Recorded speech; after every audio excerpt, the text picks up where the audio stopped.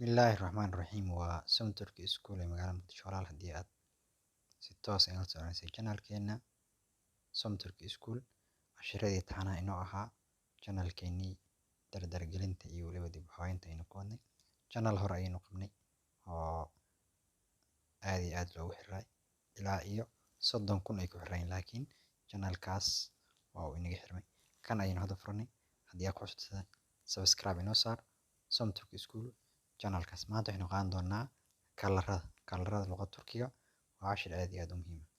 Maanta waxaynu doonaynaa in si wanaagsan aad u fahantaan kalarada inta ugu caansan ama inta aynu Soomaalideena isticmaalno.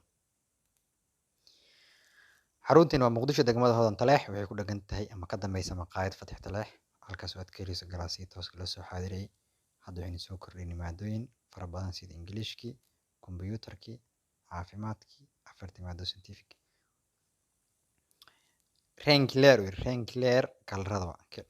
Rengiler kalarada waxaa ugu horeeyo siyaah oo ah madow, maxaa yeelay kalarka ugu horeeya ee ishaada qabanayso. Maanta waxaan rabaa in si cilmiyan aan ku aqliyeeyo ama aan garaadkaaga aan kordhiyo. Kalarka ugu horeeya oo indhaha qabtaan waxaa la dhahaa waa madow.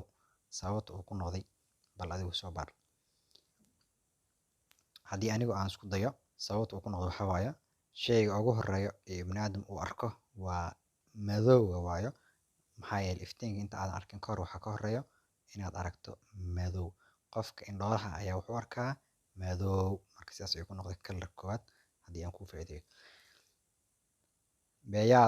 beyaz waa cadaan, mavi waxa waaye buluug, mavi waa buluuga, yeeshiil waa cagaarka, yeeshiil cagaar, saare waa jaallo, kırmızı waa guduud, pembe waa binkiga ama basaliga, pembe waa binkiga, kahverengi